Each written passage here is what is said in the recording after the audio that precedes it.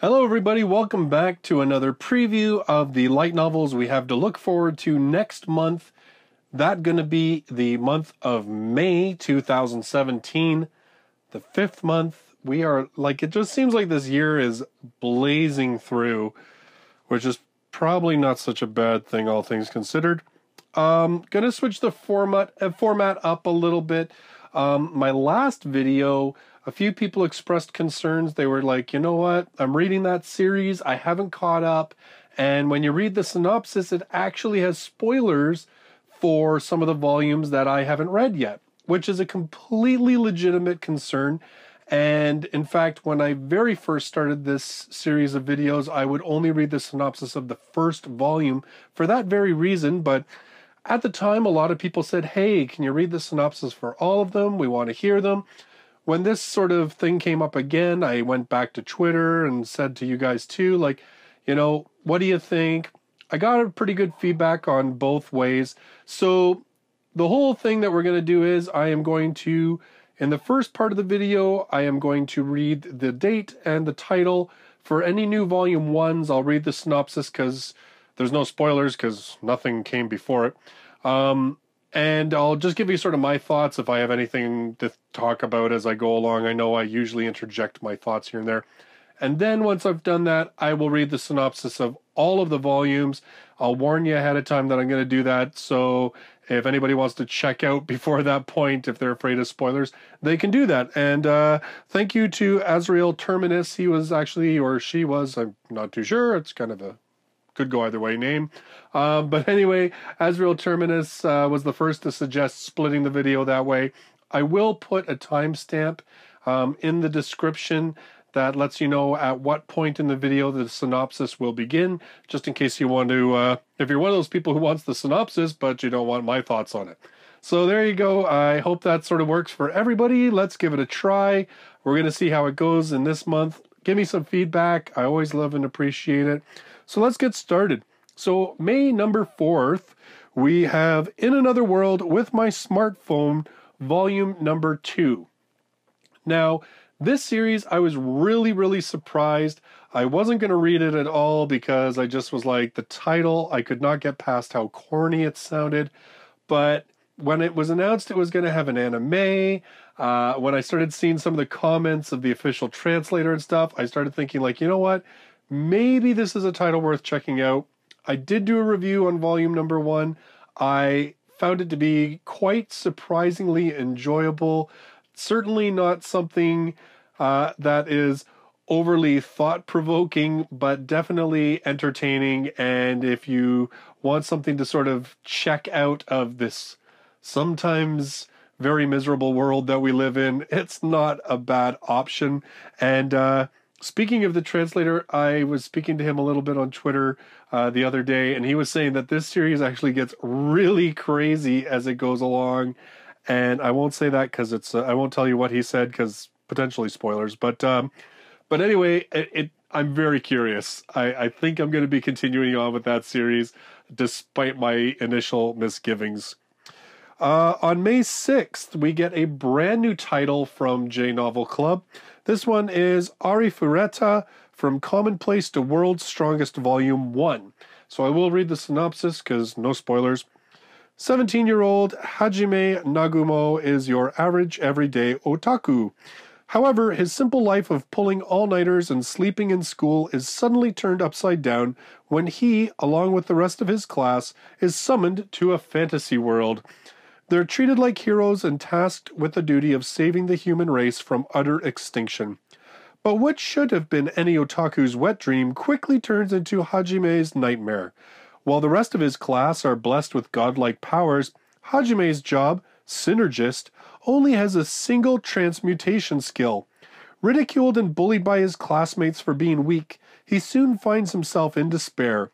Will he be able to survive in this dangerous world of monsters and demons with only a glorified blacksmith's level of strength?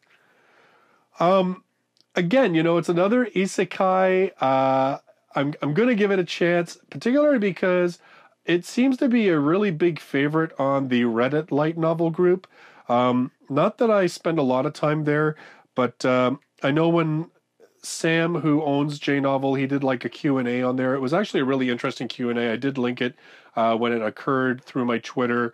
And I know that this was a title that a lot of people were really ecstatically happy that they were going to be producing. So I'm going to give it a whirl. I'm really deciding that I'm going to try and read as many volume 1s and review them here as possible, just so even if I don't continue reading the series, at least if people are curious, they can kind of get an idea of what that series is about. On May number 12th, also from J Novel Club, we have volume 2 of How a Realist Hero Rebuilt the Kingdom. This is one series I haven't had a chance to read yet, although I have heard from a few people that, again, it's another isekai, but that it is much more focusing on a person bringing modern ideas of building societies and diplomacy and so forth into a fantasy world. So kind of think like, if you've read No Game, No Life, in Volume 1, Sora and Shiro, they kind of do that, right? Or is it Volume 2? But anyway, Sora and Shiro, that's what they kind of initially do, right? They sort of take a look at the kingdom's finances and stuff, and they're like, okay, we need to turn this around. And they start saying, like, giving ideas about, like, modern crop rotation and so forth. Well, apparently this entire series is kind of like that. And I've heard some good things about it. So I'm going to, again... I want to get back and sort of pick up all the number 1s that I've missed. This is a series that obviously I'm going to have to check out. On May 14th, we have another brand new series, again, courtesy of J Novel Club. J Novel Club is, like, when they first came out, I gotta be honest, I didn't know how big a player they would be. I didn't know how long they would last. It seemed like a great idea, but I thought, new companies, sometimes they spring up, they put out a couple volumes and then disappear. But they're really delivering a lot of titles. So May 14th, this one, Bluesteel Blasphemer, volume number 1. Side note, this is actually written by the same author who wrote the Chaika Coffin Princess light novel series, and he's written a couple of others, and I knew I should have written them down before I started flapping my gab here, but I know one of them, actually, Cho at EnglishLightNovels.com was telling me that it is listed as one of the most popular and best-selling light novel titles of all time. And I really loved the Chaika anime. I never read the manga, which is, I think, the only thing that we've gotten in English. We certainly haven't gotten the light novels, because I would have read those if they had come out here. But I really, really liked the anime, so I'm looking forward to this one. So, volume number 1, Yukinari Amano Loves Guns. After reincarnating into another world, the young man goes on a journey with Dasa, the younger sister of the girl who gave him a second life. However, while on the road, the pair are attacked by a local deity, an Erd god. No normal person could possibly defeat one, so when Yukinari uses his knowledge of guns and newfound abilities to do the impossible, he becomes worshipped as the area's new god himself. Get ready for an alternate reality, gun and sword-filled, action-packed adventure. Again, I'm very curious about it, mainly because of the person who's writing it, but on the flip side, it just sounds kind of cool. I don't know, maybe it's like because Final Fantasy did that years ago, the whole mix of like guns and swords and technology and swords. I think that's how I was kind of first introduced to blending those elements, was in Final Fantasy RPGs. And it's just never been something that I've been ever able to think is not cool. So, on May number, why do I keep saying May number? But anyway, on May 20th, we have I Saved Too Many Girls and Started the Apocalypse, volume number 3. Again, I've read the first volume. I liked it. It is a harem taken to almost ludicrous extremes, and it's completely self-aware that it's doing it. I thought it was really kind of entertaining and slightly higher brow in terms of how it managed to weave several different sort of stories and problems and come up with solutions that sort of brought all these disparate type of things together in the end. It was the way that it was sort of put together seemed a little bit more complex than I would have initially given it credit for, given A, the title, and B, the fact that I thought it was just going to be another dumb boy finds lots of girls to fall in love with him type title. So it was surprisingly good. I did like it. Again, it's just one of those titles that right now I'm so behind even just reading volume ones that I'm just not picking up any new titles. May 21st, we have My Little Sister Can Read Kanji, volume number 3, again from J-Novel Club. Again, this is another one. J-Novel Club, some of their earlier titles that they're getting into the volumes, like 3, 4, it struck me that they really went for these slightly offbeat and very tongue-in-cheek and self-aware titles. Titles that realized exactly what they were doing and realized that they shouldn't be taken seriously. And because of that, they kind of took things to a ludicrous extreme. And certainly you see that in volume 1 of My Little Sister Can Read Kanji. And from what I can tell, even just from the synopses of the later volumes, it sounds like they play it up even more. On May 23rd, this is where we start getting all of the Yen On releases. So Yen On has A Certain Magical Index, volume number 11. Again, super popular series. I've only read the first one, but I did watch both seasons of the anime, so I kind of am familiar with the story. But I think somebody said that we're starting to get close. Like, we've still got, like, what, 4 volumes or something until we're beyond what the anime covered. Feel free to correct me or, inform me again in the comments. Trying to keep track of all this stuff. I admittedly, I forget sometimes. Then we have Death March to the Parallel World Rhapsody, volume number 2. Another isekai. This one, I think I had sort of mixed feelings, if I recall, about volume number 1. I know that a lot of you have kind of come forward and said that it's not that it's so horrible, but it's just that it's a little bit bland. But that really the story is more like a isekai road trip than it is a overarching sort of big storyline, which is not a horrible thing, but I don't know. It's probably not one I'm going to run out and get. I didn't hate the first volume. Absolutely check out my review if you want to see what I thought at the time. But yeah, again, it's to me, I think it's one of those series that I didn't think that was really offensive. I didn't think there was any reason to hate on it. But on the flip side, it really didn't shock and surprise me and entertain me in the way that I kind of hoped. Then we have My Youth Romantic Comedy Is Wrong As I Expected, volume number 2. We have had this title pushed off, I don't know how many times. I think it was supposed to come out in like January initially, and then it was like March, and now finally it looks like it's coming out in May.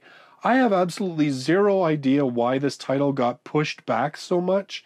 Yeah, I don't know. Like, Yen doesn't really say those kind of things. They just magically, you go on their website one day and the title you expect to see released in January is all of a sudden listed 4 months later. I mean, who knows? But the very first one, lots of entertainment. Particularly, it's like got a very sort of self-aware smartass as a main character, and very sarcastic and very dry-witted and everything else. Like a very unique first-person narrator compared to a lot of the other light novels that we have. I do really want to give this volume a try because I liked volume 1, and we really don't have that many sort of slice of life type titles. Most of the titles that we've gotten so far in the English market have been the isekais, the trapped in a game, summoned to another world. We're getting some fantasy, which is fantastic. And in particular, the fantasy titles I think have been pretty good. But again, slice of life, not something that we have a lot of. So it's a title I wouldn't mind keeping up with just because of that. Now this one, gonna have to get volume number 4 of Overlord. Now, all of you know my enthusiasm for this series. If you've been following the channel, you absolutely know that it is one of my favorites. It is one that I never have a bad thing to say in my videos. It's just a great series. It takes all of those elements of the trapped in a video game world that I enjoy, but then merges them with this slightly darker, more complex anti-hero thing that just makes them feel so fresh and so different. And yeah, just I love that series. I can't say enough about that series. Also coming out, Strike the Blood Volume 6. Now, I've got Volume 5 on my shelf. I guess I should get a hustle on and read that before I'm behind. Strike the Blood, I haven't minded that series, but I'm not too sure whether I'm going to keep going. Volume 5, I believe, finishes the arc that I'm currently in. Volume 6 is starting a new arc, I think. At least I'm pretty sure, based on what I'm reading here, that I won't spoil for you unless you want me to later in the video. But yeah, I don't know about Strike the Blood. Like, there's so many other titles that I'm excited about and that I'm really engaged with, and every time I pick up a volume, it just grabs me, that I might drop Strike the Blood now. Yeah, I will regret it, though, because there are certain elements of that story that I'm so curious about and want to know how they play out, but I don't want to just, like, go searching for spoilers online, you know what I mean? And then finally, on that date, we have their novel release of Your Name. I will read this. It is like it's a single volume. It's not a series, obviously. It's based on the anime movie that opened in Japan, has become the biggest animated anime film of all time in Japan, has opened up in select theaters in North America, made a couple $1 million in its first week. I did go see it, and yeah, it worked a lot of magic on me. If you follow me on Twitter, you know I did I think something like 10 tweets on how it made me feel and stuff. Some people said I should do a video. I don't know. I'm kind of waffling on it just because I was afraid that I'd come off as sounding kind of whiny in the video based on what I had to say and what I experienced watching the movie. Anyway, so Mitsuha, a high school girl living in a rural town deep in the mountains, has a dream that she is a boy living an unfamiliar life in Tokyo. Taki, a high school boy living in Tokyo, dreams that he is a girl living in the mountains. As they realize they are changing places, their encounter sets the cogs of fate into motion. Yeah, so you know what? I don't think I'll be buying the book. My understanding, and please feel free to correct me if I'm wrong, but my understanding is that the movie was written first, and this is an adaptation, a novel adaptation of the movie based on the screenplay. That's my understanding. I am absolutely open if you want to say that I'm wrong. Feel free, tell me I'm wrong. I'm all good with that. But having seen the movie, I don't really feel the need to experience it in another way. The movie is just so beautiful in visuals, and I really didn't feel like there was much left unsaid in the story. So I don't really feel the need to experience it in another medium. That's just me. But I know in Japan, like their top sales, the novel has been a huge, huge seller as well as the movie. So obviously the Japanese market, they still love it. Also on May 23rd, we have from Viz, actually no, not from Viz, from Vertical, we have The Seven Deadly Sins, The Seven Scars Left Behind. The Seven Deadly Sins, a legendary order that once served the kingdom of Lyoness as the mightiest of its holy knights, stand accused of treason and have fled the realm. Princess Margaret and young Gilthunder, the slain commander Zarathus's son, know the terrible truth about the betrayal, but dare not speak of it, not even to each other. The aftermath of the event that shook Britannia comes to life in 7 prose chapters that provide a superb introduction to the rich world of the original comic and satisfy longtime fans' craving for more. Illustrated in a classic warm style by the creator himself, Seven Scars They Left Behind walks the royal road of fantasy. So the Seven Deadly Sins, of course, I am more familiar with it as an anime. It was a manga first, and so I'm getting the sense that this is a prequel even to the manga.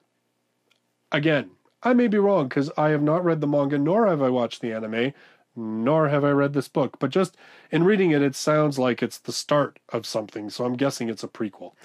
Again, guys, comments. Let me know if I'm wrong. Finally, on May 30th, we have from Seven Seas, The Disappearance of Hatsune Miku. That's right, we're getting a light novel starring everybody's favorite Vocaloid. An all-new official Hatsune Miku light novel. The Disappearance of Hatsune Miku is a new light novel based on Hatsune Miku, the singing, dancing, and gaming sensation that's taken the world by storm.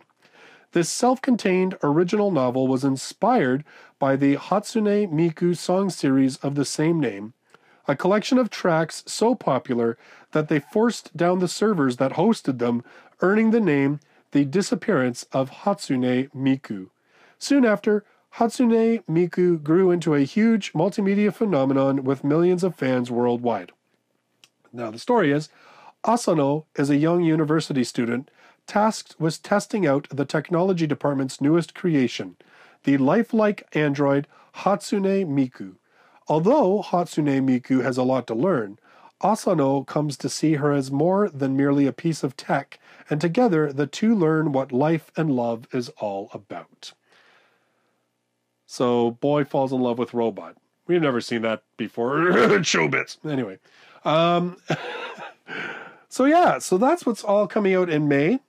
I will now read the synopsis of all the volumes that are not volume number ones. So if you don't want to see that point, if you think those are spoilers, then by all means, stop the video right now. Although I will say before you go that if you want to buy any of these titles, I do have links into Amazon's pages in the description.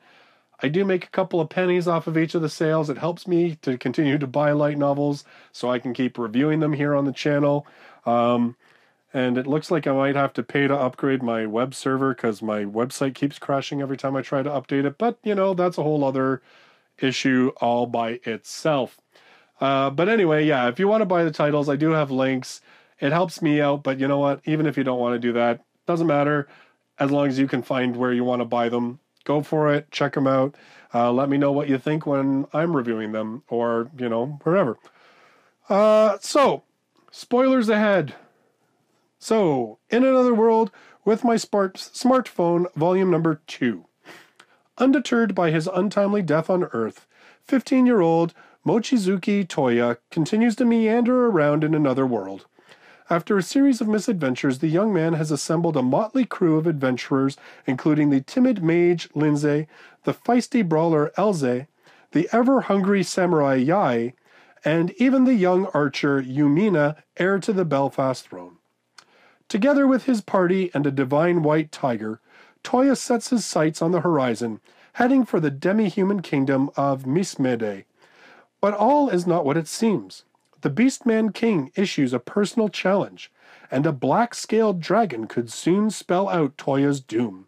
The curtains lift once again on an epic tale of sorcery, smartphone apps, and gunblades? Remember I was mentioning guns and swords. All right, May 6th. Nope, Arifureta we already read because that's that one. May 12th, Realist Hero Rebuilt the Kingdom, Volume 2. When Soma Kazuya was summoned to another world to become a hero, he didn't go on an adventure. He became the king of Elfreden and took to governing its stead. Using knowledge from his old world, Soma began to push forward reforms every day. But eventually, there came a time when he would have to face the general of the army, George Carmine, who refused to soften his rebellious stance. When the plans of the neighboring principality of Amadonia get involved, things move from the political arena to the military one. Now let the subjugation war begin. Will Soma be able to safely bring this war to a conclusion? This amazing Transferred to Another World internal politics fantasy series is on its second volume. We already read about Bluesteel Blasphemer. So, May 20th, I Saved Too Many Girls and Started the Apocalypse, Volume 3. Rekka has just finished another adventure and saved a new series of heroines. But when he gets back home, he finds a new girl who demands that he run away and marry her. When a disaster involving Harasa makes him realize how dangerous it is to be around him, he runs away with the new girl, Hibiki Banjo, leaving the other heroines behind. But how can Rekka fight when he's cut off from all the girls he's worked so hard to save? May 21st, my little sister can read Kanji Volume 3. The 23rd century is back to normal. The Prime Minister is a 2D character again, and Kanji has been banished to the history books. Except for the appearance of this special cultural district that keeps up the old writing style and traditions, that is. But that shouldn't affect Gin Imose's life, after all, until one day he receives an email from someone who shouldn't even exist. His long-lost, blood-related little sister. May 23rd, the Yen titles, A Certain Magical Index, volume number 11. Now that the Daihase festival has ended, life returns to normal for the boy who knows nothing but misfortune, Toma Kamijo. But in a stroke of unbelievably good luck, Kamijo manages to snag 2 tickets for a getaway overseas trip. He and the sister Index make their way to Pearl of the Adriatic, Venezia, where maybe the two will even have romantic rendezvous and many heart-throbbing events. But is everything really going Kamijo's way, or is there something more to this too-good-to-be-true adventure? Death March to the Parallel World Rhapsody, Volume 2. Sato has broken free of the Demon's Labyrinth, rescuing Pochi, Tama, and Lisa, and after liberating 2 more girls from slavery, he's on his way to building an entire harem. But beautiful girls aren't the only ones coming his way. My youth romantic comedy is Wrong as I Expected, volume number 2. As usual, Hachiman Hikigaya's warped personality prevents him from having any enjoyable moments of youth. The days all seem the same until suddenly an incident occurs in class. This is a problem that no one who had any semblance of a normal high school life could solve. But if it's Hachiman, just maybe. Overlord, Volume 4, The Lizardman Heroes. An army of death approaches a peaceful Lizardman village, an army of undead deployed by Nazarick. Its commander is the sovereign of the frozen river Cocytus. The Lizardman coalition shall face the great tomb of Nazarick. The weak are meat, the strong shall eat in the merciless world that awaits in Volume 4. Strike the Blood, Volume number 6. When all the students depart for a school field trip to the mainland, Kojo is delighted to hear that he'll finally get a chance to be free of observation for at least a little while Yukina has mixed feelings about the whole situation. But events move quickly when an alchemist by the name Ko Amatsuka appears, with the goal of reviving the holy grail of alchemy, the liquid metal life form known as Wise Man's Blood. As the crisis steepens, even Asagi becomes involved as this relic of alchemy grows more and more uncontrollable. What can the world's strongest vampire do? We already read Your Name, we already read The 7 Deadly Sins, and we already read The Disappearance of Hatsune Miku. So those are all the synopses for the remainder of the month. So, got a lot of titles to look forward into May, a couple of brand new volume number 1s, at least I think The Disappearance of Hatsune Miku is a standalone volume, so a couple of standalone volumes. So a really good sort of mix of new, old, and standalone. You don't need to commit yourself for 20 volume type books.